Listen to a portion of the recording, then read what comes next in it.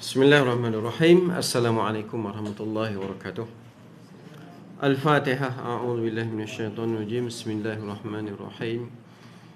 Alhamdulillahirabbil alamin arrahmanir rahim maliki yaumiddin. Iyyaka na'budu wa iyyaka nasta'in ihdinas siratal mustaqim. Siratal ladzina an'amta 'alaihim ghairil maghdubi 'alaihim waladdallin. Amin. Innal hamdalillah nahmaduhu wa nasta'inuhu wa nastaghfiruh wa na'udzu billahi min shururi min anfusina wa min sayyiati a'malina may yahdihillahu fahuwal muhtad wa man yudlil falan tajida lahu waliyyan murshidan. Allahumma shalli ala sayidina Muhammad. Rabbi yassir wa la tu'assir, Rabbi yassir wa la tu'assir, Rabbi yassir wa la tu'assir wa tammim bil khair. Wala hawla wala quwwata illa billahil aliyyil azim. Wa sallallahu ala sayyidina Muhammadin wa ala alihi wa ashabihi ajma'in. Amma ba'd. Puan-puan muslimat, sahabat-sahabat yang dirahmati Allah Subhanahu wa taala. Alhamdulillah, kita bersyukur kepada Allah Subhanahu wa taala yang dapat mengizinkan kita untuk berhimpun pada pagi ini bagi sama-sama kita menyambung perbincangan kita dalam kitab Al-Azkar, zikir-zikir dan doa-doa yang dikarang disusun oleh Imam Nawawi rahimahullah, yang mana kita sampai kepada muka surat 97. Ya, bulan yang lalu kita melihat tentang doa sesudah azan dan juga tentang adab-adab dan cara-cara melaungkan azan sebagai panduan. Walaupun puan taklah azan kan. Kalau azan tu teruk sangat lelaki tu sampai ramai orang datang. Ramai orang datang lain macam suara kita. Boleh tak try tengok. Ya. Ramai pula orang datang ya. Jadi hari ini kita nak menyambung apa yang dibaca sesudah 2 rakaat sunat subuh, ya. Jadi kita tahu solat sunat sebelum subuh atau solat sunat fajar ini mempunyai fadilat yang besar, yang lebih baik daripada dunia dan isinya. Jadi hari ini kita nak masuk tentang apa yang dibaca sesudah 2 rakaat sunat subuh, ya. Kami meriwayatkan daripada Abdul Mulaih dan namanya Amir bin Usamah daripada ayahnya radhiyallahu anhu bahawa ketika dia bersembahyang 2 rakaat sunat subuh, tiba-tiba datang Rasulullah sallallahu alaihi wasallam bersembahyang 2 rakaat yang ringkas di sebelahnya.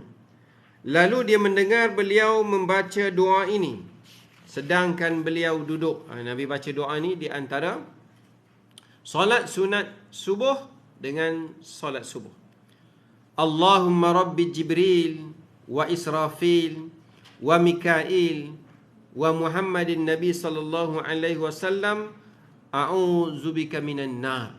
Ya, di sini Allah Nabi menyebut nama 3 malaikat kan.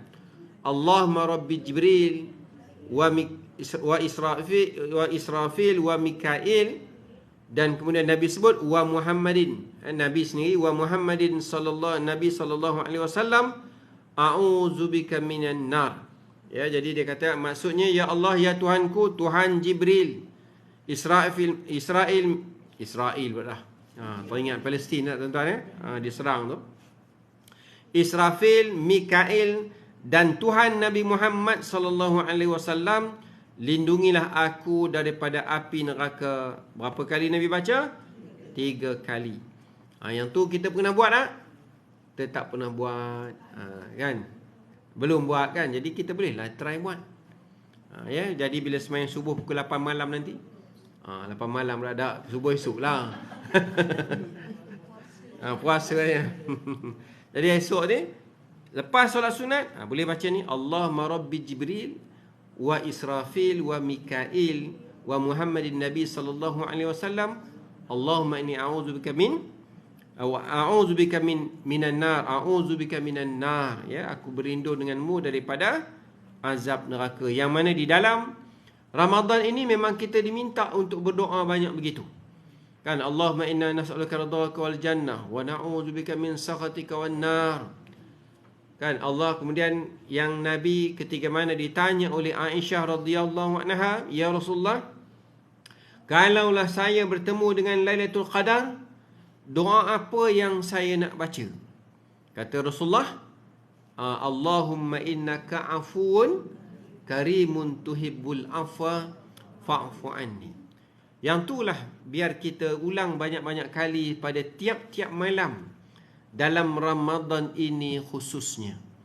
Apatah lagi dah nak sampai kepada malam-malam akhir Ramadan. Ya, jadi Lailatul Qadar itu kalaulah kita jelaskan di sudut bahasa Arab lah, ni sebab Ramadan kan. Jadi saya nak tulis sikit hari ni, nak tulis lah. Nak lukis tak pandai, kita tulis lah. Kalau yang soal ni okey. Soal kalau tak nampak kita tahu. Boleh? Boleh. Baik. Kalau kita kata kalau biasa sebut qiyamul lail, kan, kita akan buat, saya sambung sini lah. Qiyamul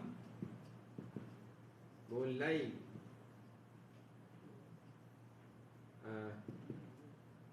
Saya tak ada ni. Al-lail.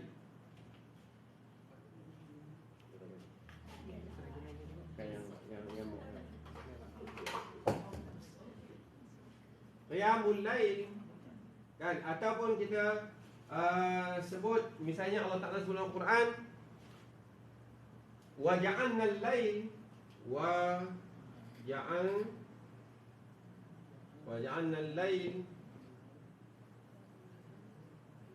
libasa, ya, ja'alna. Tetapi bila Lailatul Qadar Allah Taala sebut lam ya lam ta, Lailatul Qadar,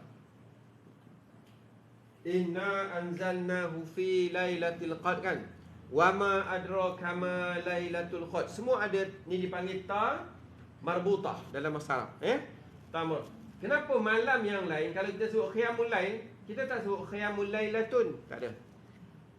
Dalam ini pun wa ja'alnal laila libasa, kami jadikan malam itu pakaian bagi kamu, kamu berehat. Ya, jadi kami jadikan malam pakaian kamu berehat. Dalam yang lain, wal fajri wa layalin ash, tak ada pun lailatun. Tetapi bila mari Lailatul Qadar, Allah tak sebut ada ta marbutah lailatun. Ya, kenapa? Adanya ta ini sedangkan di tempat lain tiada. Kerana kata ulama, kalau misalnya qiyamul lail kita sebut selalu program apa? Qiyamul lail kita buat, kan. Apa dia qiyamul lail? Qiyamul lail, kan, kita buat semayang malam, ibadat malam. Sepanjang malam ke kita buat? Tak, kan? Kita mungkin bangun pukul 4 pagi, 4:30 pagi, atau lewat-lewat pukul 5 suku pagi, kita buat qiyamul lail, semayang, baca Quran, zikir, qiyamul lail. Sepanjang malam? Dah. Sama juga misalnya Allah Ta'ala sebut wa ja'alnal laila libasa, kami jadikan malam itu sebagai pakaian, tempat kamu berehat. Maksudnya apa? Tidur. Kita tidur sepanjang malam, kan? Kan, malam bermula maghrib sampai subuh. Masuk maghrib je tidur. Tidur je maghrib. Kan, kita tidur sepanjang malam?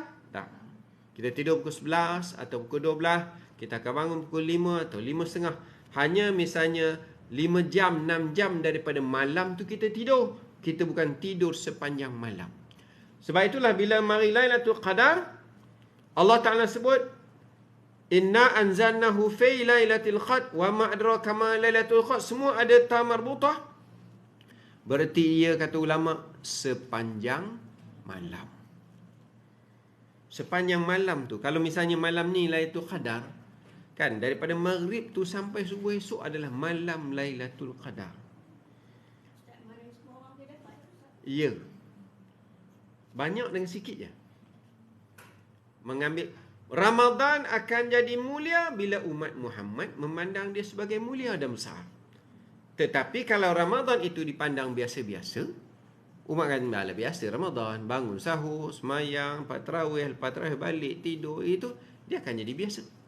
Tetapi kalau kita membesarkannya, dia akan jadi mulia pada kita. Pada Allah dia memang mulia, pada kita. Sebab itulah bila Lailatul Qadar ni maksudnya dia adalah sepanjang malam tu Lailatul Qadar. Sebab itu kata ulama, kalau kita menghidupkan solat tarawih pun sudah termasuk qiyamul lail dah. Cuma kita nak banyak atau sikit. Kalau orang yang mengambil peluang untuk banyak, maka dia perbanyakkan. Tapi ialah biasalah Ramadan kan, kadang-kadang orang Islam setengahnya bukan kisah sangat pun. Kan orang sembahyang tarawih, dia buka puasa kedai kopi, dia buka puasa dekat restoran. Lepas tu maghrib pun tidak. Kan isyak pun tidak, tarawih pun tidak. Puasa ya, sembahyangnya wallahu alam dia jamak semua. Ada juga yang perangai macam tu. Dia lah mazhab Melayu. Dia jadi macam orang asli. Orang asli puasa dia. Sahur makan tak? Kan. Tengah hari makan? Kan. Lepas tu tak makan dah tengah hari. Lepas tengah hari tak makan dah. Malam buka puasa makan. Tu sebahagian orang asli. Kita orang tiruan. Jadi puasa kita ikutlah apa yang syariat suruh. Tu orang asli yang baru nak faham Islam, baru nak beramal dengan Islam, dia puasa jalan. Lepas tu kalau pergi kampung orang asli, Islam lah Islam. Anjing tu biasa. Padanlah dengan dia. Kan ni kita pula dah lama Islam, mak bapak dulu pun Islam. Ramadan tu masih macam biasa, hanyalah sekadar rutin tahunan. Maka tak adalah kita nak rebut peluang Lailatul Qadar tadi. Sebab itulah kita kena buat planning malam terakhir 10 Ramadan ni, apa amal ibadah yang kita nak buat banyak-banyak. Ya tuan-tuan, sebab Ramadan ni, kita sebutlah Ramadan kan. Ada 3 amalan kata ulama berdasarkan dalil-dalilnya. 3 amalan yang pahalanya Allah je bagi. Tidak ditentukan banyak mana, tapi Allah akan bagi sebanyak-banyaknya. Malaikat pun tak tahu banyak mana nak bagi. Yang pertama ialah memaafkan orang. Sebab itulah dalam raya ni, dalam Ramadan ni 3 benda ni ada. Memaafkan orang. Kita bila raya barulah mari bermaaf-maafan. Tu pun dalam hati tak maaf juga. Kan? See you in the mahsyar. Kan contoh. Kan dia tak nak maaf. Kan? Bayang pun tak ada tengok. Kan? Jadi apa dia? Memaafkan. Sebab Allah Ta'ala sebut, faman afa wa aslaha fa ajruhu 'ala Allah. Sesiapa yang memaafkan orang lain wa aslaha dan memperbaiki. Kan kita maafkan jiran yang kita bergaduh 5-6 tahun, 10-20 tahun, adik-beradik kita, abang, kakak yang kita bergaduh tu kita maafkan, kita perbaikikan hubungan. Fa ajruhu 'ala Allah, ganjarannya kepada Allah. Allah yang akan bagi.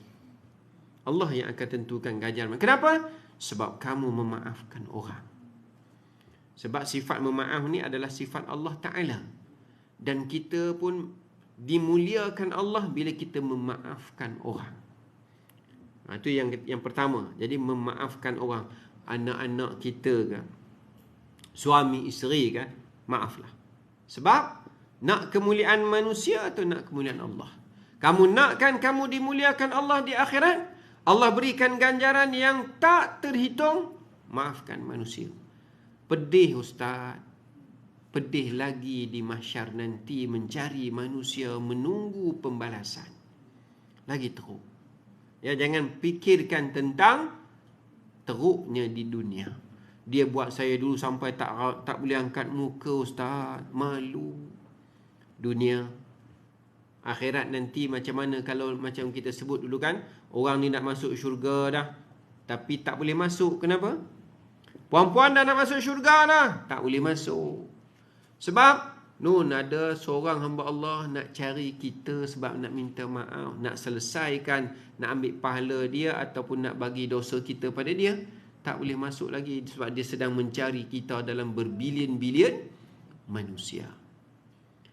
Yang orang buat perumpamaan kan, kita orang buat perumpamaan, ulama buat, campakkan batu dalam laut, kau cari di balik batu. Senang tak? Payah nak jumpa. Bila tahun nak jumpa, boleh jumpa tapi tak tahulah berapa tahun nak jumpa. Tu apa dia? Perumpamaan nak cari orang di mahsyar. Kita tak payah baling dalam laut lah. Kan ambil sebutir pasir baling kat kapet ni, cuba cari tengok. Cari mata pula tak bawa, merangkak cari. Kan kenapa? Tu baru sebutir pasir. Jadi memaafkan orang itu satu kemuliaan yang Allah bagi. Sampai pahalanya berganda-ganda yang kita tak tahu banyak mana. Yang kedua, apa dia? Orang yang sabar. Sebab tu dalam Ramadan ni pun banyaklah bersabar. Sabar, kenapa? Pipi bazar Ramadan, kuih dah habis. Sabarlah. Kan, balik rumah, masaklah sendiri. Dah habis, nak buat macam mana? Sabarlah. Kan, kita buat apa-apa pun orang kata, sabarlah. Alah, aku tahulah muda dia dulu tak macam mana, teruk nak mampu. Tua ni berlakon je tu, pakai-pakai tudung tu. Orang kata kan, sabarlah. Innama, sebab Allah sebut, innama yuwaffas sabiruna bighairi innama yuwaffas sabiruna ajrahum bighairi hisab. Allah akan memberikan ganjaran pada orang yang sabar bighairi hisab, tak terhitung ganjarannya. Banyaknya sabar. Ni sabar nak menghidup, sabar dalam ibadah, sabar menerima ujian, sabar dengan nikmat, sabar dari diri daripada melakukan maksiat. Semua tu kena sabar.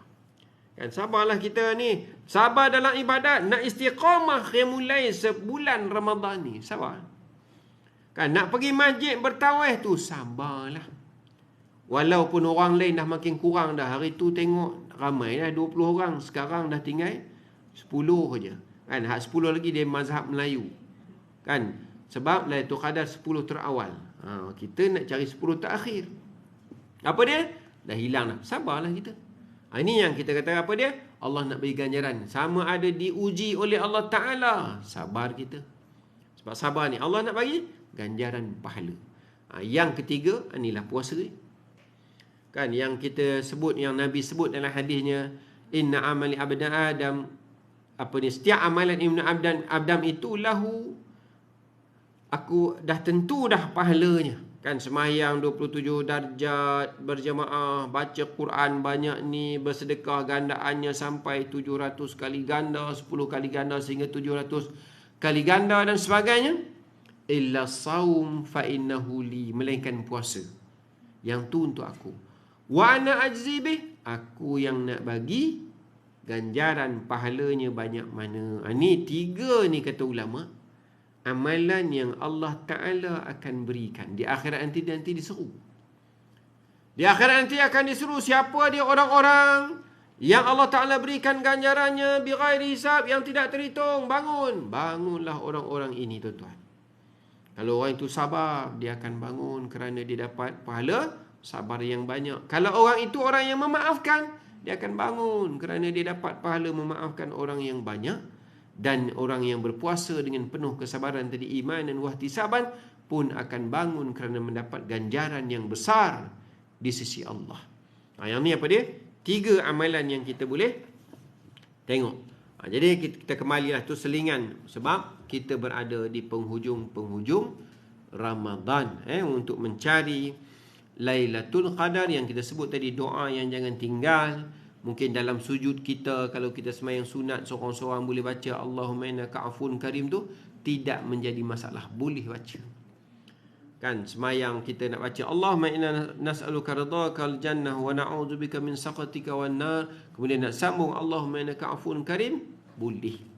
Rokok boleh, sujud pun boleh, kata ulama. Ya, kalau kita nak berdoa. Kemudian itu hadis itu tentang yang bacaan Nabi tadi, Allahumma rabbi Jibril wa Israfil dan sebagainya, sampai habis adalah riwayat Ibnu Sunni. Dan kami meriwayatkan pada Anas daripada Nabi SAW, sabdanya, sesiapa yang berkata pada pagi hari Jumaat sebelum sembahyang subuh, ni lepas main sunat, Jumaat sahaja. Ya, yang ni fadilat ni khusus untuk hari Jumaat. Bila dah habis sembahyang sunat selepas sebelum subuh, sebelum Bilal qamat, baca yang ni. Kan, apa dia? Dah, puan-puan dah hafal dah. Astaghfirullah allazi la ilaha illa wal hayyul qayyum. Berapa kali?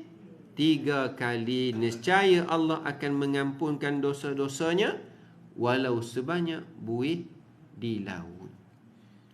Kan, mudah tak? Mudah je. Astaghfirullah allazi la ilaha illa huwal hayyul qayyum wa atubu ilaih. 3 kali, lebih kurang 5-6 saat. Tak sampai seminit pun. Paling-paling kalau sebut slow motion sikit kan, zaman $6 Million Man tu, lompat pun slow-slow tu, kita baca pun slow-slow, Barangkali 15 saat, 20 saat, habis. Ganjarannya diampunkan dosa walau sebanyak buih di laut. Ini yang kita kata, hebatnya bila kita tahu dan ada ilmu, kasih sayang Allah Ta'ala, kasihnya Nabi kepada kita, tinggi, besar. Sebab itu Nabi bagikan amalan-amalan untuk dihapuskan dosa. Tapi janganlah, dah semayang sunat sebelum subuh, baca yang ni, Allah ampunkan dosa sebanyak buih di laut. Lepas tu subuh pun tak semayang. Sebab dosa dah ampun dah, dia kata. Yang ni apa dia? Dosa-dosa kecil yang Allah akan ampunkan bila kita baca ayat zikir ataupun istighfar yang diajar oleh baginda sallallahu alaihi wasallam. Okey, itu amalan sebelum sembahyang subuh, selepas kita sembahyang solat sunat subuh, qabliyah subuh atau sunat fajar. Okey, selesai. Masuk bab yang berikutnya. Apa yang dibaca bila dia sudah berada di saf. Bila dah masuk saf, apa kita nak buat? Ya, ini. Kami meriwayatkan dari Sa'ad bin Abu Waqqas radhiyallahu anhu bahawa seorang sahabat datang bersolat padahal Rasulullah sallallahu alaihi wasallam sudah bertakbir solat. Maka apabila orang tiba di safnya, orang tadi tu dia masuk saf, lalu dia pun berdoa, Allahumma atini afdala ma tu'ti ibadakas salihin. Dia baca yang ni. Allahumma atini, ya Allah berikanlah aku afdala, kelebihan, ma tu'ti ibadakas salihin, kelebihan apa? Kelebihan apa yang engkau berikan kepada hamba-hambamu yang soleh. Dia doa, ya Allah berikan aku kelebihan-kelebihan apa yang engkau berikan kepada hamba-hambamu yang soleh. Maka selesai Nabi SAW daripada solat, beliau bertanya, siapa yang berdoa baru sekejap tadi? Tadi siapa yang baca doa? Allahumma atini, ya Allah berikanlah aku ganjaran afdala ma tu'ti, apa yang diberikan kepada ibadakas salihin, hamba-hambamu yang soleh. Siapa yang baca doa ni? Maka orang tu jawab, saya ya Rasulullah. Maka baginda pun berkata beliau, kalau begitu nanti akan dipotong kaki-kaki kudamu dan engkau akan mati syahid fi sabilillah. Sebab maksudnya apa dia? Bila dia berdoa begini, supaya apa yang hamba Allah yang soleh tu dapat, ya Allah kau bagikan padaku. Maka hamba Allah yang soleh ialah orang yang berjihad fi sabilillah sehingga mati antaranya. Maka Nabi kata nanti kaki-kaki kuda kamu akan dipotong dan kamu pun akan mati fi sabilillah. Di bawah tu dia ada huraian dia sedikit kalau kita tengok kan. Dia sebut ini menunjukkan tentang besarnya keutamaan jihad. Ya, maksud tu, sebab itu bila hamba Allah ni kata, ya Allah berikan aku afdala ma tu'ti, perkara yang paling afdal yang engkau berikan kepada hamba-Mu yang soleh. Lalu Nabi sebut tentang fi sabilillah, kamu mati syahid. Inilah dia kata besarnya keutamaan jihad, ya, berperang fi sabilillah. Dan ia adalah kelebihan yang paling utama yang diberikan kepada orang soleh daripada para hamba ni. Banyak amal-amal soleh yang lain, baca Quran, hafal Quran, buat semayang sunat tiap-tiap malam, tahajud dan sebagainya, banyak. Tetapi yang paling afdalnya jihad fi sabilillah ini. Tetapi semuanya itu tergantung kepada perbezaan keadaan. Zaman itu jihad fi sabilillah ada. Kalau kita duduk dalam konteks kita di Malaysia ni, nak berjihad berperang bagaimana? Maka jihad kita ialah datang ke kuliah majlis-majlis ilmu ni pun jihad lah. Ya, kira okey lah. Ni tak kan, kita nak pergi kuliah pun kita malas. Nak pergi masjid, nak iktikaf, malas. Nak pergi tarawih, malas. Nak baca Quran, malas. Doa apa nak bagi mengelak malas? Rajin ya? Macam mana nak rajin? Dah tengok. Kan? Nak bangun awal sikit, nak semayang tahajud, malas. Nah, nak baca Quran ni, nak bagi habis satu juzuk ni, malas. Apa dia? Doanya, Allahumma paksa. Paksalah diri sendiri untuk rajin. Itulah doa dia. Tuan-tuan, doa ni Ustaz Nuruddin Al-Banjari bagi kat kami masa kat Mesir dulu. Malah Ustaz, macam mana ni? Kami malah lah nak study musim-musim sejuk ni. Sedap tidur lah kan. Dia kata ada satu doa. Saya ingat tuan-tuan, dia mengajar dulu kat Mesir, dia dah mengajar kan di Masjid Fatah. Ada satu doa dia kata, kita pun berialah ni. Apa dia cakap doa kan, nak tulis. Allahumma paksa. Macam tu je. Itulah doa Ustaz Nuruddin bagi tuan-tuan. Paksalah. Sebab tu kalau kita nak baca Quran tu kena paksa duduk. Kalau ikut nafsu, nak tidur je. Kan ni, kalau tak mari kuliah ni buat apa? Tidur. Mari kuliah pun nak tidur juga. Hampir-hampir tidur. Kan? Kita tak mari kuliah, kalau saya bukan kata perempuan, saya kalau tak datang pun rasanya leboh lah. Tapi paksa lah. Aku mesti baca ni. Hari ni kalau macam cuti, mesti aku 2 juzuk kurang-kurang. Jadi maksudnya apa? Lepas duha mesti 5 lai. Kurang. Paksa. Kalau tak paksa, kalah. Barulah boleh pelan-pelan. Sebab itulah kita dulu kecil-kecil, mak ayah kita ajar suruh pergi baca Quran tu, kita rela ke kena paksa? Paksa kan? Kalau ikut rela, nak tengok combat. Kan zaman saya combat lah, zaman perempuan kan combat, nak tengok tu week moro. Kan bukannya senang. Kan week moro kan. Rick Jackson apa dia? Yang dia seorang lagi tu kan, orang tak apa suka sangat tu kan. Rick Jackson. Tu orang suka week moro ya. Jadi apa dia nak sebutnya? Itulah dia, kita kena lawan nafsu ni, kena paksa diri. Nak bangun pagi kalau ikutnya memang tak nak bangun, nak tidur je. Tapi anak-anak tu kita kecil-kecil kita paksa bangun sahur. Macam itulah kita paksa diri kita untuk beribadah, yang akhirnya akan datang kecintaan dan datang kerinduan. Allah, aku hari ni tak baca Quran lagi, tak boleh, kena baca Quran walaupun sikit. Rindu. Satu ulama kata ni tuan-tuan, kita kait dengan Ramadan lah. Ramadan ni yang berjaya ialah dia kata kamu meramadankan bulan-bulan lain selepas Ramadan. Meramadankan bulan-bulan lain. Bulan Ramadan ni kita banyak baca Quran, banyak bersedekah, banyak sembahyang sunat, banyak masjid dan sebagainya. Di luar Ramadan, meramadankan bulan-bulan yang lain. Selepas Ramadan, habis Ramadan, kan ada hari raya. Siapa yang tak seronok hari raya? Secara fitrahnya manusia, semua seronok hari raya. Tak kira lah Sabtu atau Ahad. Yang penting 1 Syawal. Kan, kemudian saya dah keluar fatwa dia. Ya, maksudnya kita kata habis puasa ada raya yang orang semua seronok. Nabi pun larang kita puasa, haram puasa sebab bergembiralah raya. Jadi bila ulama kata bila kita meramadankan bulan-bulan lain selepas Ramadan, maksudnya mari Syawal kita maintain, kalau tak maintain pun tapi masih banyak lagi kan baca Quran. Kalau Ramadan mungkin kita baca sehari sejuzuk, tapi luar Ramadan mungkin setengah juzuk. Kan kalau Ramadan kita bersedekah lebih tetapi mungkin kurang sikit, tak apa, tetapi ibadat itu ada. Bulan Syawal, bulan Zulkaidah, semuanya kita meramadankan. Nanti bila kamu mati, kamu akan bergembira macam hari raya. Bukan maksudnya, kenapa? Sebab itulah dia kata, Nabi sebutkan, lisaim farhatani. Orang yang berpuasa ni ada 2 kegembiraan kan. Ketika mana? Berbuka puasa. Wa inda liqa' rabbih, ketika mana bertemu Tuhannya.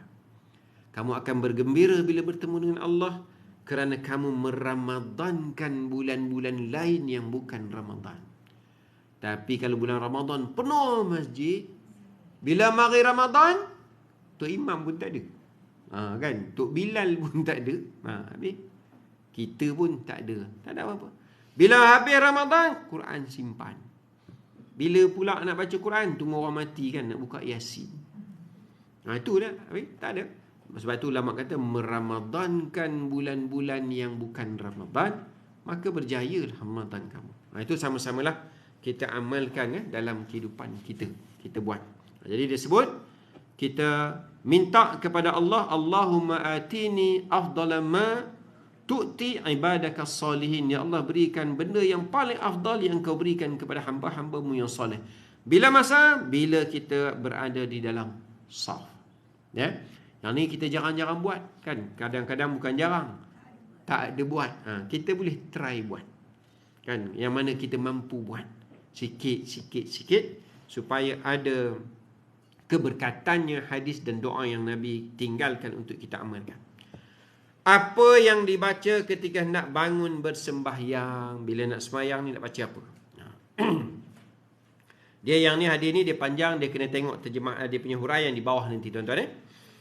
Kami meriwayatkan pada Ummi Rafiq radhiyallahu an bahawasanya dia berkata, wahai Rasulullah, tunjukkanlah kepadaku sesuatu amalan yang dapat diberikan Allah Azza wa Jalla pahala kepadaku kerananya.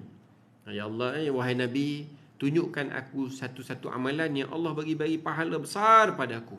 Ini tuan-tuan, sahabat-sahabat Nabi bila jumpa Nabi tanya macam itulah. Apa amalan-amalan yang nak mengelakkan kami daripada azab neraka? Ya Rasulullah, bagi tahu sesuatu yang aku buat yang paling afdal. Nabi cerita begini, bersedekah, bagi orang makan dan sebagainya. Itu soalan Nabi ya. Soalan yang ditanya kepada Nabi. Jadi beliau menjawab, baginda menjawab bagaimana? Apa yang kamu nak buat? Maka Nabi jawab, wahai Ummi Rafiq, jika engkau berdiri sembahyang, diri nak sembahyang, maka hendaklah engkau bertasbih subhanallah sebanyak 10 kali. Nak sembahyang, kamu diri tu tasbih 10 kali. Bertahlil la ilaha illallah sebanyak 10 kali. Dan kemudian bertahmid alhamdulillah sebanyak 10 kali. Kemudian kamu bertakbir Allahu Akbar sebanyak 10 kali. Beristighfar astaghfirullah sebanyak 10 kali. Semua tu kan, apa dia? Subhanallah, alhamdulillah, Allahu Akbar, la ilaha illallah dan astaghfirullah. 5 perkara. Ya, 5 perkara ni buat. Semua 10. Maka sesungguhnya apabila engkau bertasbih, akan berkata Allah, ini untukku. Kan, subhanallah macam Fatihah kan, kalau kita baca kan, yang adalah hadis kan. Kalau kamu alhamdulillah bil alamin, apa dia? Ini untuk aku. Ar-Rahman, ini untuk aku. Sampailah pada ini untuk hamba-Ku. Macam itulah. Bila kamu kata tasbih subhanallah, ini untuk aku. Maha suci Allah. Sebab yang paling suci ni hanya Allah. Kita ni, hati kita kotor. Hanya Allah yang maha suci. Sebab tu kerja kita ialah menyucikan roh dan jiwa daripada kotoran-kotoran hati. Dan jika engkau bertahlil, Allah berkata, ini untuk aku. La ilaha illallah, ini untuk aku. Tiada Tuhan yang sembah melainkan Allah. Tak ada Tuhan lain lah. Ini untuk aku. Dan jika engkau bertahmid, memuji, alhamdulillah, segala puji bagi Allah. Allah kata, ini untuk aku. Sebab yang layak menerima pujian adalah Allah, bukan kita manusia. Dan jika engkau bertakbir, membesarkan Allah, Allahu Akbar. Sebab Allah sahaja yang maha besar, bukan makhluk.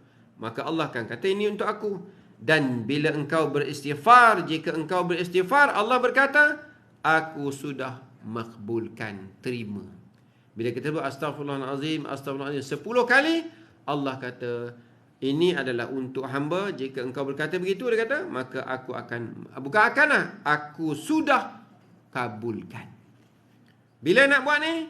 Masa berdiri sebelum solat. Ni bawah kita kata, banyak ustaz, subhanallah 10, alhamdulillah 10, tu imam dah salam dah.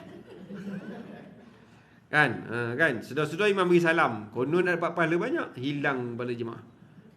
Kan kita kata bila bersembahyang jemaah ni, sebaik-baiknya takbir kita, kan, imam takbir, kita pun takbir, tak tertinggal, tidak masbuk, tidak kita muafiq. Kalau buat-buat yang tu, kalau solat subuh, dah habis dah kita. Jadi apa dia? Di bawah ni tuan-tuan dia jelaskan. Ada pertelingkahan. Pertelingkahan ni bukan maksud bergaduh. Khilaf ya. Jangan kata bertelingkah macam kita. Bergaduh.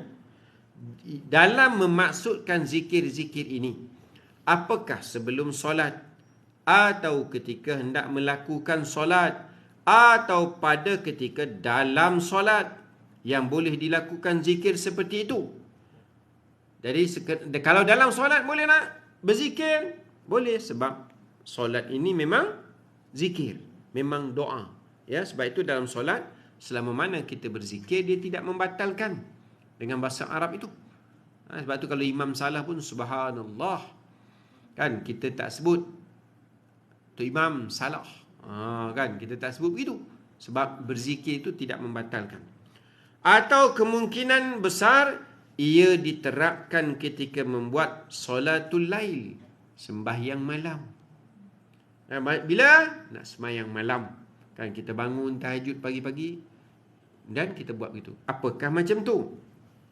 Yakni sebentar sebelum bangun bersolat, atau pada doa iftitah seperti zikir yang dibaca dalam tasbih, atau dalam doa iftitah yang kita buat 10-10 tu. Kecuali ketika dalam bertasyahud, kerana padanya sudah ada zikir. Dalam tasyahud tak masuk yang ni, sebab tasyahud dah ada zikir dia.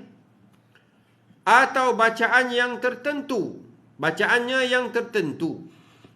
Malah ada yang mengatakan boleh juga dalam tasyahud. Ada pendapat kata nak buat yang ni dalam tasyahud pun boleh, yakni sesudah membaca zikir-zikirnya yang tertentu, kemudian membaca zikir ini sebelum bersalam. Masih belum ada keterangan yang pasti. Dia kata belum ada yang muktamad. Kita pegang pada zahir hadis ni. Apa zahir hadis ni? Tunjukkan kepada aku amalan yang macam ni Rasulullah. Maka Rasulullah kata, wahai Rafiq, jika engkau berdiri sembahyang. Maksudnya kita buat dalam pendapat yang bawah, dia kata sebelum solat sunat kita, khususnya solat sunat malam kita. Masa tu seorang-seorang. Kalau kita pergi masjid nak sembahyang berjemaah, buat yang ni, kita terlepas bertakbir sama imam. Itu juga satu benda yang afdal. Kan imam dah habis Fatihah baru habis. Jadi bila nak bangun malam bertahajud atau nak semayang seorang-seorang, kita buat ini lah. Subhanallah, kan, Allah Akbar, la ilaha illallah, astaghfirullahalazim, alhamdulillah, semua 10-10-10. Kita dapat yang ni. Bila buat semayang seorang-seorang, khususnya kalau waktu malam. Bila dah berdiri, jangan buat masa duduk. Buat masa duduk, tidur sambung balik. Dah berdiri dah, baru kita buat. Itu kita ambil hadis ni, kan, sebab secara zahirnya hadis sebut begitu. Memang disebut, dia kata di bawahnya masih belum ada keterangan yang pasti. Maksudnya ijma' ulama tak ada. Maka kita buat berdasarkan pendapat-pendapat ini. Tetapi zahir hadis sebelum solat, dan ada mengatakan tadi solat sunat khususnya di waktu malam kita boleh buat. Okey. Kemudian kita tengok dalam doa waktu iqamah.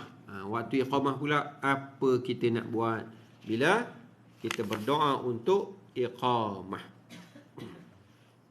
Ada persoalan ke? Tak ada. Okay. Imam Syafi'i meriwayatkan dengan sanadnya pada kitab Al-Um, sebuah hadis mursal, bahawa Rasulullah sallallahu alaihi wasallam berkata, "Utlubu istijabati du'a indal tiqa'il juyush wa iqamati salah wa nuzulil ghais." Mintalah pengkabulan doa. Maksudnya berdoalah banyak-banyak, sebab ia dimakbulkan Allah bila ketika pertempuran atau dalam peperangan. Doa. Itu dalam perang fisabilillah. Dan ketika mendirikan solah, ni iqamatis solah. Bukan dalam semayang tu, dalam semayang ada doa juga. Apa dia? Bila iqamah solah. Dan turunnya hujan. Turun hujan tu juga doa. Kalau dalam huraian setengah disebut hujan yang lebat bila lama tak hujan, khususnya di negara-negara yang memang jarang-jarang datang hujan. Itu waktu dia. Ya, misalnya duduk di Mekah tu, tiba-tiba hujan lebat. Mekah, negara-negara Arab, hujan dia bukan macam kita. Sebab tu kalau orang Arab mari sini terkejut. Air terjun berlama-lama. Dia tak ada air terjun. Dia terjun ada. Kan tak ada nak jumpa kita. Banyak. Itu dia kata mari Malaysia macam syurga. Sebab jannatin tajri min tahtihal anhar. Kan banyak pokok-pokok yang mengalir sungai-sungai di bawahnya. Berlambat-lambat sungai. Cuma dia tengok keroh sikit Sungai Perak tu je. Tak jernih sangat kan. Kalau pergi Jahang tu boleh tahan. Tapi nak sebutnya, bila hujan, lebat. Secara khusus, kalau negara-negara Arab tadi, tempat-tempat yang jarang hujan. Bila turun hujan, waktu makbul doa. Kita pun bolehlah bila turun hujan, lebat, berdoa, tak ada masalah. Ya? Tetapi bila mari bulan 12, tiap-tiap hari hujan. Berdoa lah kita. Ya? Doa Allahumma sayyiban nafi'an lah pula. Jadi dia kata, minta doa pada waktu itu. Berkata Imam Syafi'i, aku telah menghafal dari banyak ulama tentang pengkabulan doa ketika turunnya hujan dan mendirikan solat. Maksudnya ketika mana? Iqamah. Ya, jadi maksudnya sebelum iqamah. Sebab tu yang kita sebut dulu, bainal azan wal iqamah. Doa yang Allah Ta'ala di antara tempat yang makbulnya doa, bainal azani wal iqamah. La turaddu doa bainal azan wal iqamah. Tidak ditolak doa di antara azan dan iqamah. Jadi kalau kita Allahumma rabba hadhihi da'wati tammah baca dah habis dah. Lepas tu kita boleh sambung apa-apa doa kita nak baca. Baca.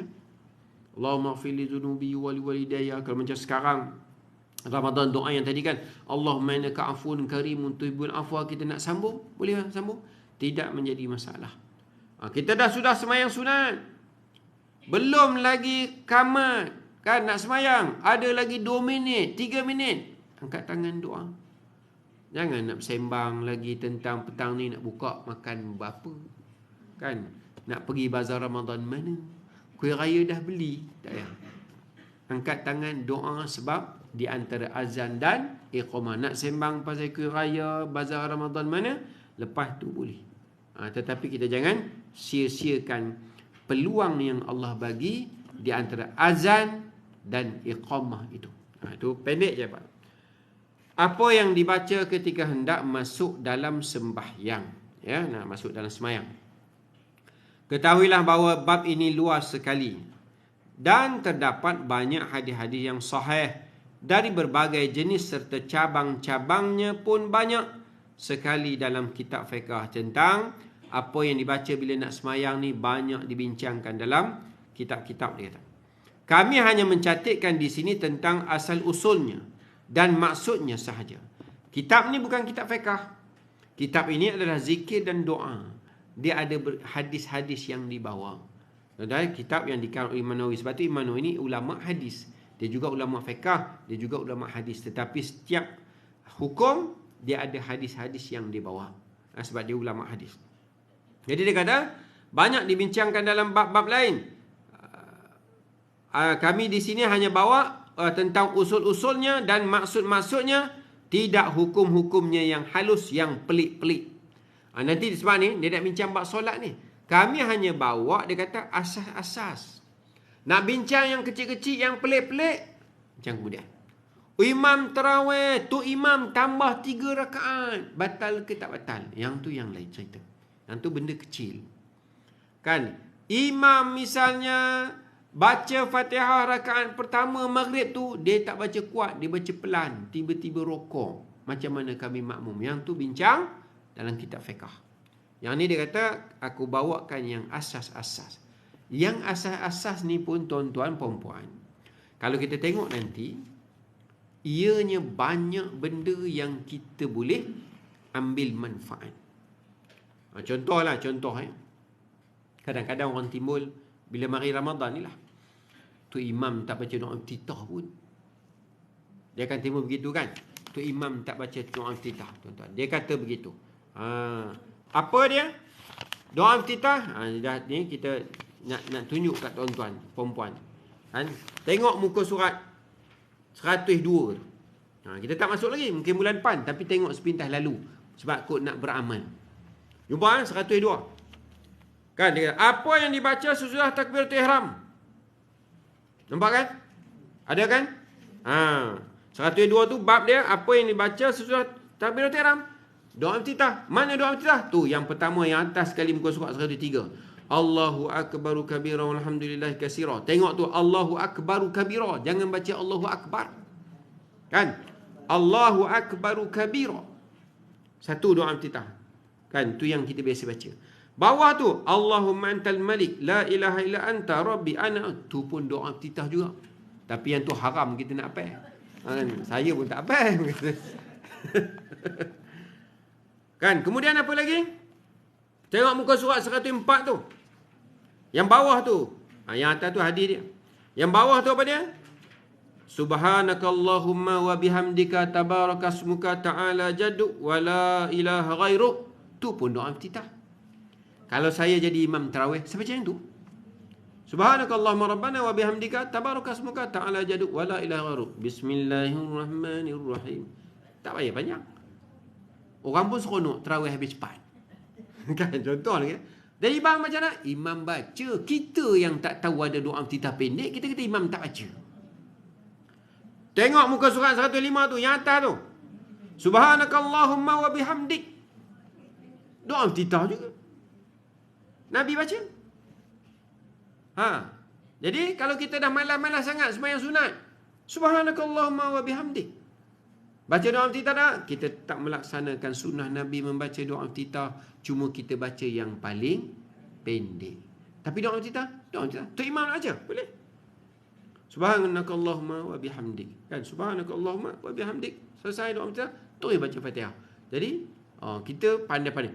Tu imam tak baca takbir, tak baca doa iftitah langsung. Kita yang tak erti, kita kata tu imam tak erti. Tu lah orang Melayu. Orang Melayu lah kan. Sebab tuan-tuan bukan Melayu, Arab semua. Kan? Nak sebutnya tuan-tuan. Puan-puan banyak kan. Bawah tu subhanakallahumma wa bihamdika tabarakas muka wa ta'ala jadduka wa la ilaha ghairuk pun doa iftitah lagi. Kan bawah tu ada 6-7 jenis doa iftitah yang Nabi baca. Tu kembali pada asal balik. Janganlah tengok yang tu bulan depan. Nanti bulan depan tak ada modal. Kan nak sebutnya doa iftitah. Kalau yang saya, kalau sembahyang sunat ke macam tarawih kan baca itulah. Saya taklah ambil pendek sangat kan. Nampak malas sangat. Memang pemalas pun tapi tak tunjuk. Jadi saya akan baca biasanya subhanakallahumma wa bihamdika tabarakasmuka ta'ala jaddu wa la ilaha ghairuk. Okey, lepas tu baca Fatihah. Senang. Kan kalau nak baca Allahu akbaru kabira tu boleh juga tapi dia akan panjang lah. Malas lagi subhanakallahumma wa bihamdi. Nabi buat dah? Nabi buat. Ini yang kita kata. Walaupun dia bagi asas-asas, tapi kita akan jumpa banyak.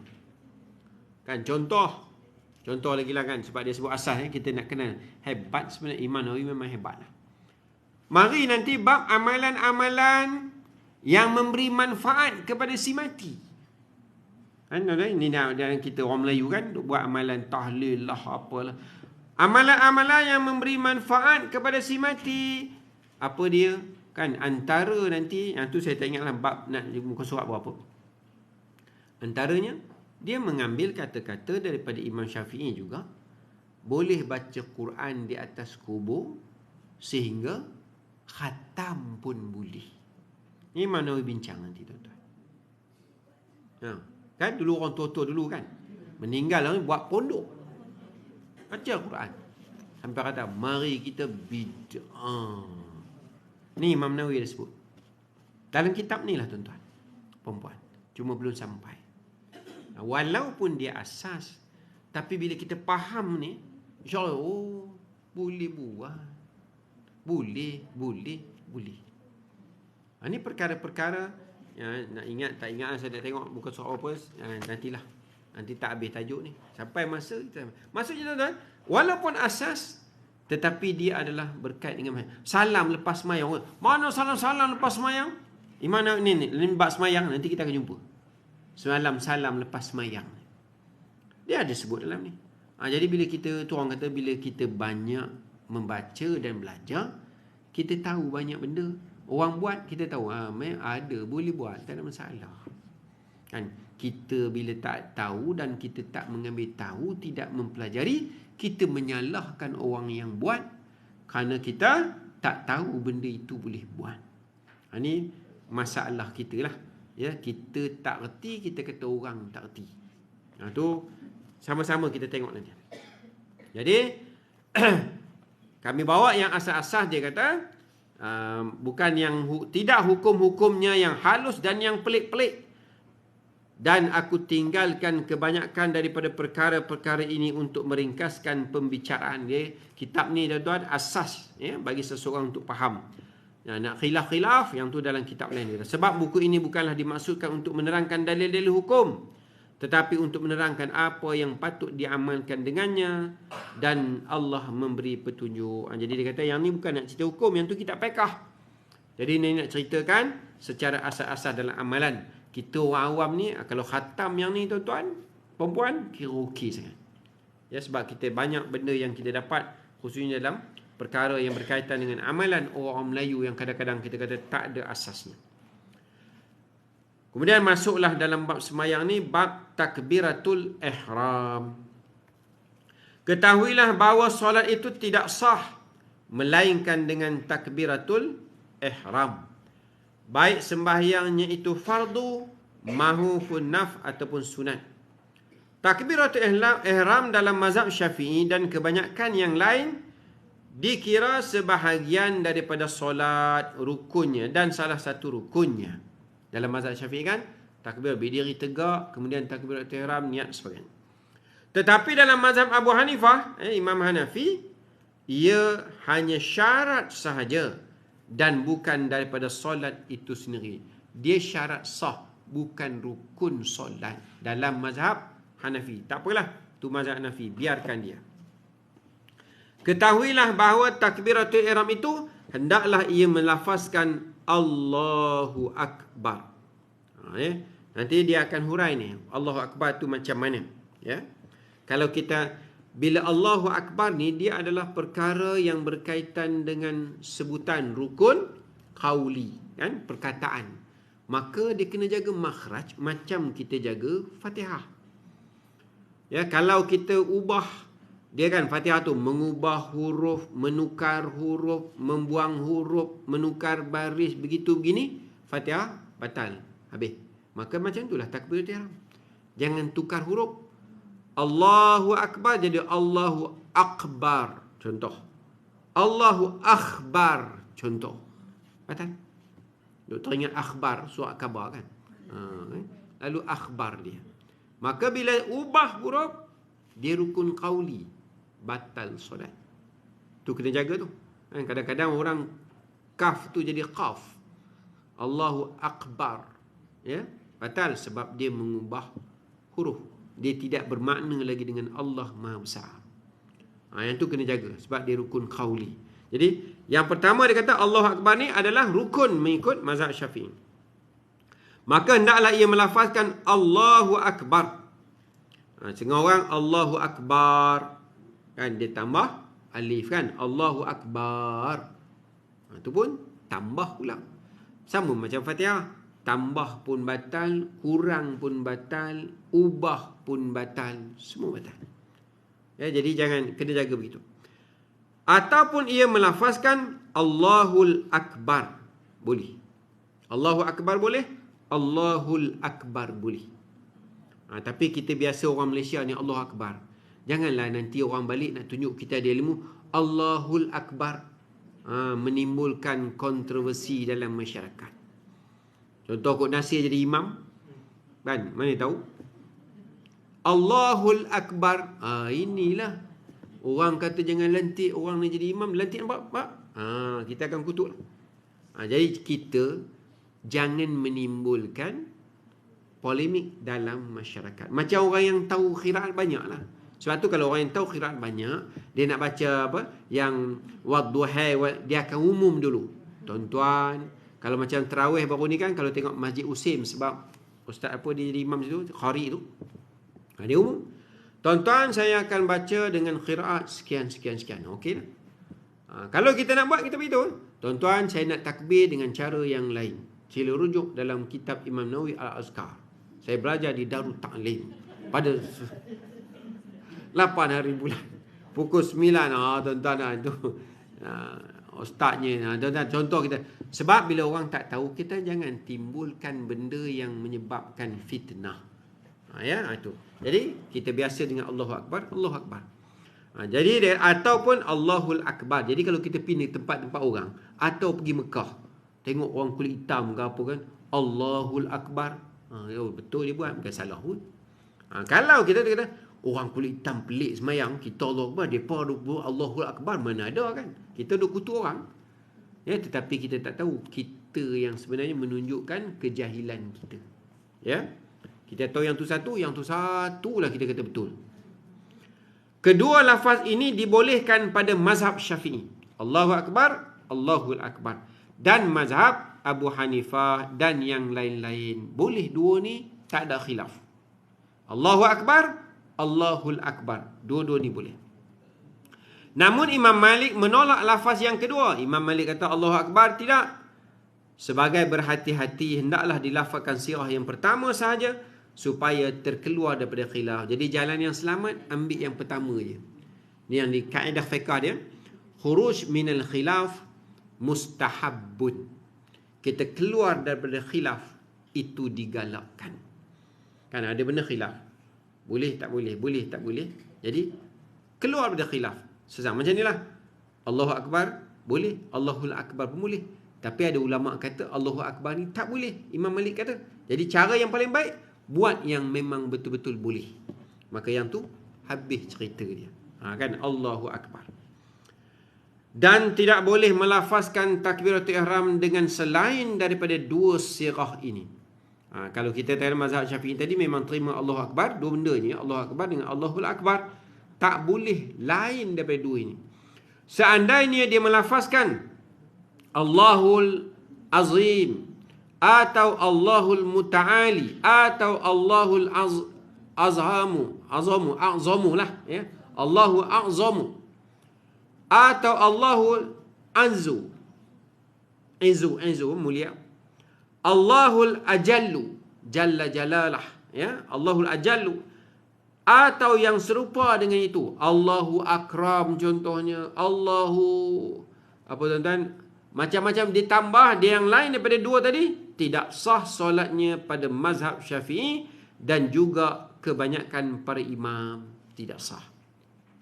Namun Abu Hanifah menganggapnya sah. Abu Hanifah kata Allahul Azam ke, Allahul Akram ke, Allahu A'azza ke, mulia, maka semua itu sah bagi Imam Abu Hanifah. Kita pegang pada dia khuruj minal khilaf, keluar dari khilaf apa dia? Kita terus dengan Allahu Akbar. Dan kalau dia melafazkan takbiratul ihram dengan lafaz Akbarullah, dia tukar Allahu Akbar kepada Akbarullah. Allah Maha Besar kepada Maha Besarnya Allah. Terbalik, tidak sah solatnya mengikut kaul atau pendapat yang sahih pada mazhab kami, mazhab Syafi'i, tidak sah. Walaupun ditukar. Tetapi para sahabat kami mengatakan sah solatnya. Seperti kalau dia mengatakan di akhir solatnya Assalamu alaikumussalam, terbalik. Dalam lafaz salam, alaikumussalam, terbalik, sah solat. Dalam takbir tak boleh terbalik. Tetapi dia kata ada pendapat yang kata boleh terbalik sama macam salam. Tapi kita kembali pada kaedah tadi, khuruj minan khilaf, keluar daripada khilaf, lebih baik. Janganlah malam ni try pula kan. Kan semayang sebelah orang tengok dia ni jahil ke cerdik. Kan nampak macam cerdik, tudung apa dia punya telekung Khadijah, takkan tak. Kan kita pun buat Alaikumussalam. Kan nak tengok orang macam mana. Tu tak payah buat lah. Kan jadi kalau macam jadi imam kan, jadi tiba-tiba orang Assalamualaikum, tu imam Alaikumussalam. Bila bagi salam tu imam jawab salam dah. Belum bagi dah jawab kan. Ni apa dia? Kita jangan timbulkan perkara yang boleh menimbulkan fitnah, kegusaran dalam masyarakat. Jadi kalau jawab salam tu boleh, tapi dalam mazhab Syafi'i kalau kamu tukar pendapat qaul yang asah tadi, tukar Akbarullah, tidak sah. Maka yang begini sah menurut qaul yang sahih, ya. Apa dia? Salam tadi terbalik. Ketahuilah bahawasanya tiada sah takbiratul ihram dan yang lainnya daripada zikir-zikir kecuali dia melafazkan dengan lisannya sehingga dapat mendengarkan dirinya sendiri. Dalam solat ni kena tekankan bacaan memang perlahan tapi sehingga telinga sendiri dengar. Itu yang kadang 50 orang semayang, habis waladhdallin amin, tak ada bunyi apa pun. Kan? Baca perlahan tu bukan hanya menggerakkan mulut, tapi perlahan sehingga sendiri dengar apa yang dibaca. Tapi kita bila baca kuat sampai orang lain pula ada dengar. Itu pun kena jaga juga. Jangan sampai orang lain dengar. Tok Imam pun confuse, ada imam lain ke belakang ni. Tuan kan? Ada orang yang baca, kita duduk saf ni, selang dengan dia tu 10 orang, dengar dia 10. Sedangkan mungkin dia tak pakai tu kot kan. Ikutlah, mana tahu kan. Dia nak tunggu telinga dengar.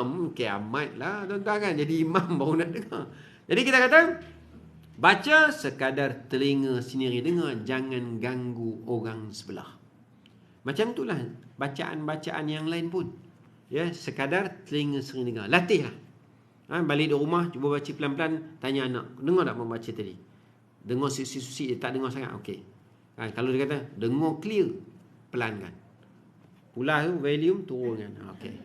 Sebab, tak nak ganggu orang. Itulah orang kata, adab dalam Islam kan. Jangan ganggu orang sebelah. Berjiran macam itulah. Semayang ni mengajar kehidupan. Hidup berjiran.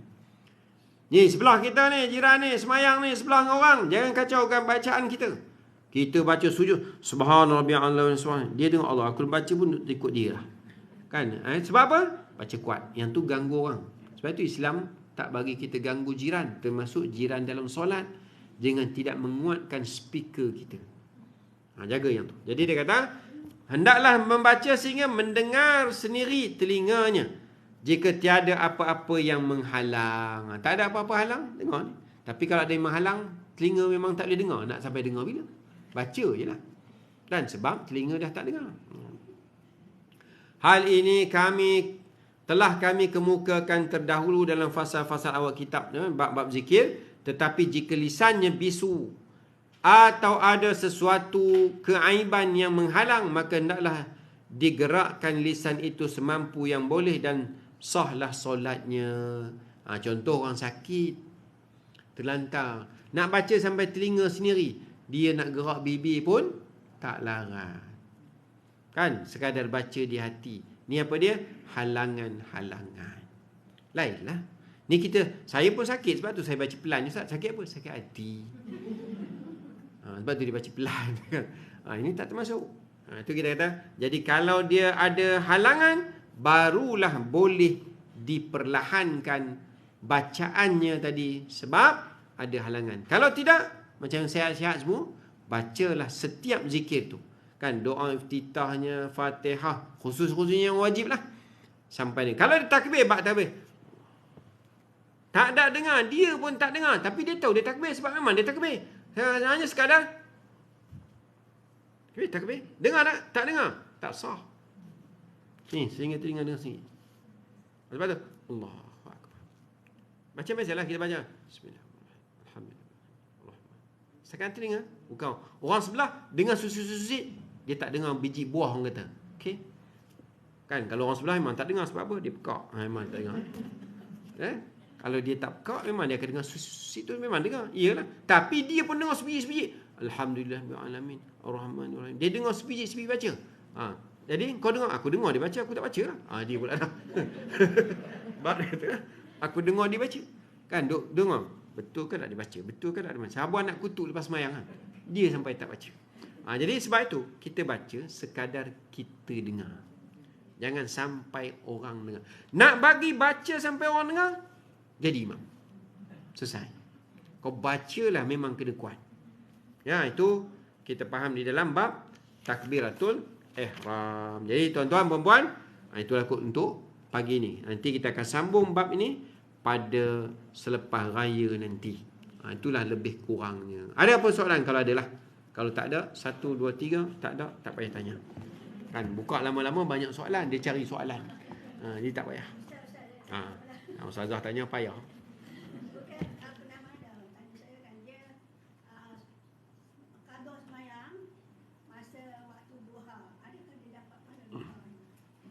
Oh, qada semayang pada waktu duha, apakah dapat pahala duha?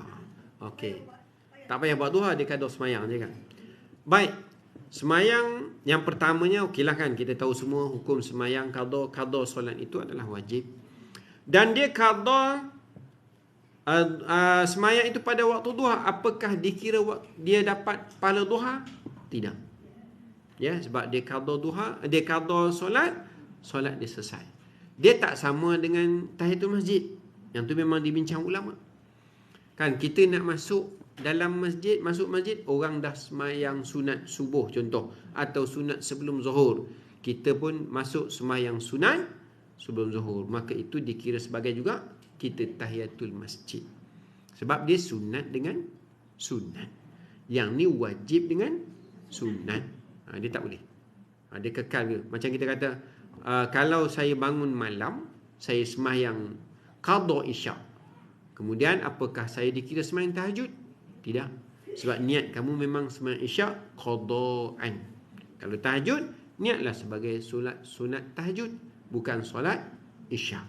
Jadi wajib dengan yang sunat dia takkan dapat. Ya? Tidaklah. Yang saya fahamnya tidak. Macam kita kata sebab dia duha tu waktu duha.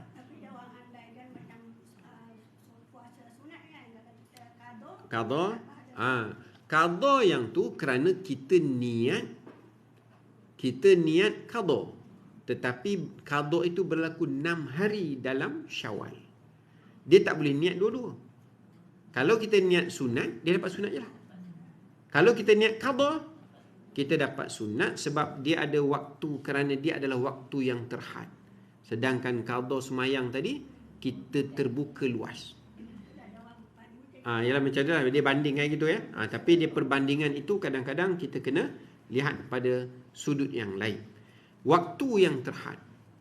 Ya, duha ni tiap-tiap hari ada. Macam korban dengan akikah. Contoh kan. Jadi sekarang ni adalah korban. Dalam masa yang sama, cucu juga lahir. Jadi hari ni dah 7 hari ke-7. Yang mana nak diutamakan? Itu dia panggil kaedah waktu yang muasak, waktu yang luas, dan ada waktu yang sempit. Korban setahun 4 hari ni je. Dia ni kalau tak dapat buat hari ni, kau boleh buat esok, bulan depan, tahun depan, sampai dah dia balik. Sebab dia waktu yang luas.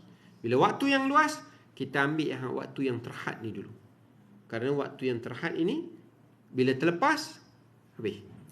Itu yang kita kata, ambil waktu yang terhad, maka korban waktunya terhad dengan 4 hari saja. Sedangkan kekah boleh buat selagi dia sebelum balik hukumnya sunat. Ya, puan.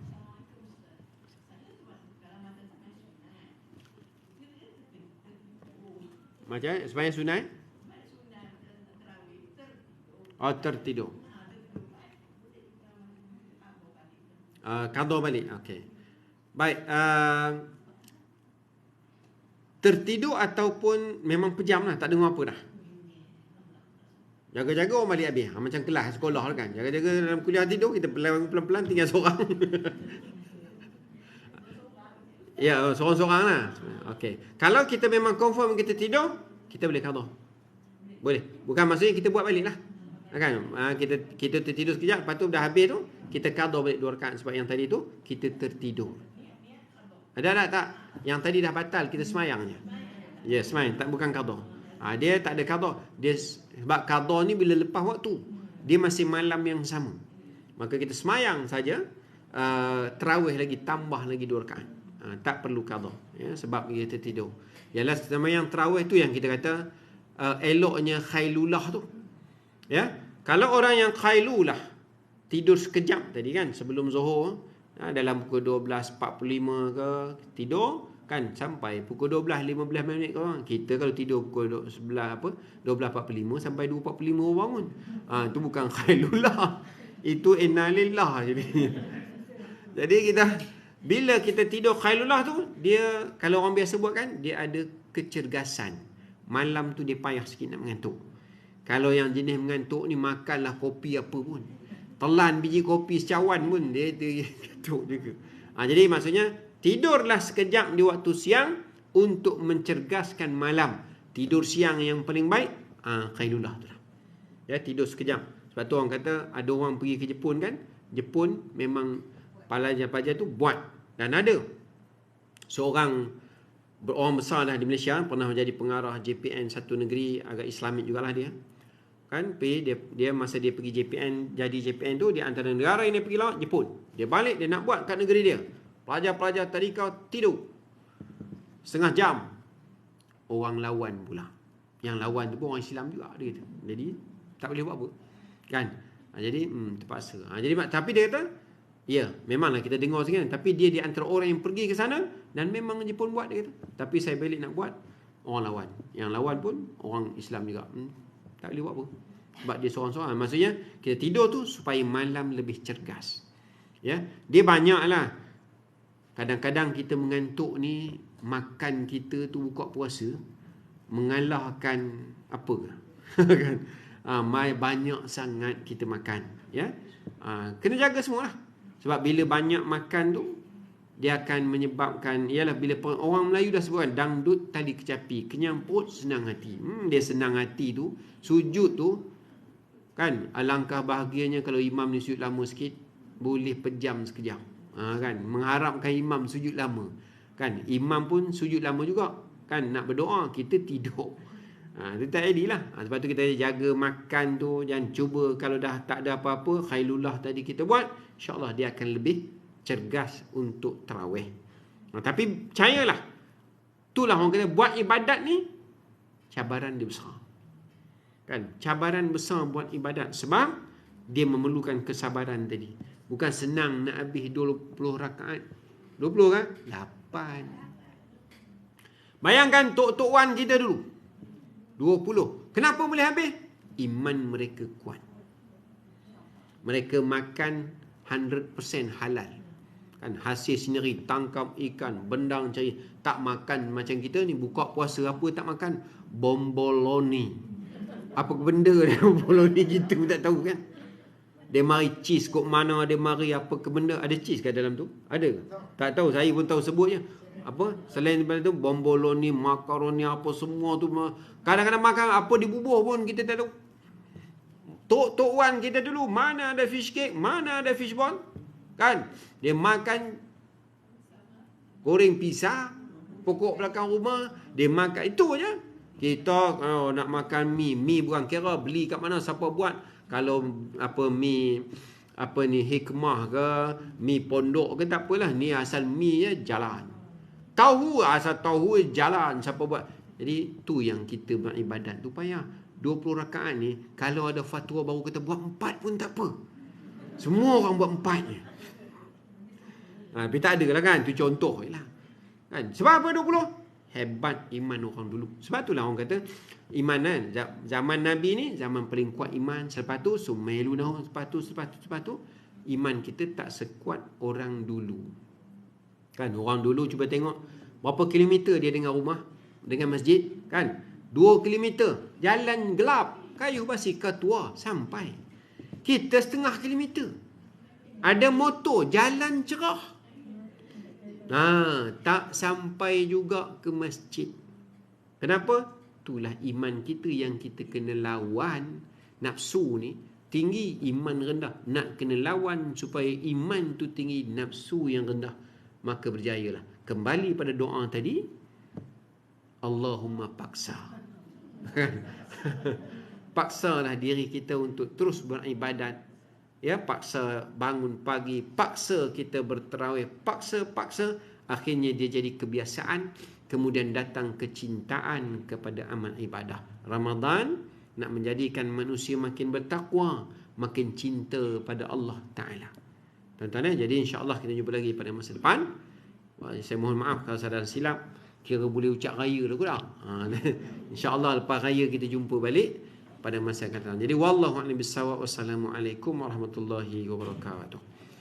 Bismillahirrahmanirrahim. Alhamdulillahirabbil alamin. Hamdan hamidin, hamdan syakirin, hamdan yuafi ni'amahu wa yukafi mazidah. يا ربنا لك الحمد كما ينبغي لجلال وجهك وعظيم سلطانك اللهم أرنا الحق حقا وارزقنا اتباعه وأرنا الباطل باطلا وارزقنا اجتنابه ربنا آتنا في الدنيا حسنة في الآخرة حسنة وقنا عذاب النار اللهم إنك عفو كريم تحب العفو فاعف عنا وعن جميع المسلمين والمسلمات والمؤمنين والمؤمنات برحمتك يا أرحم الراحمين والحمد لله رب العالمين.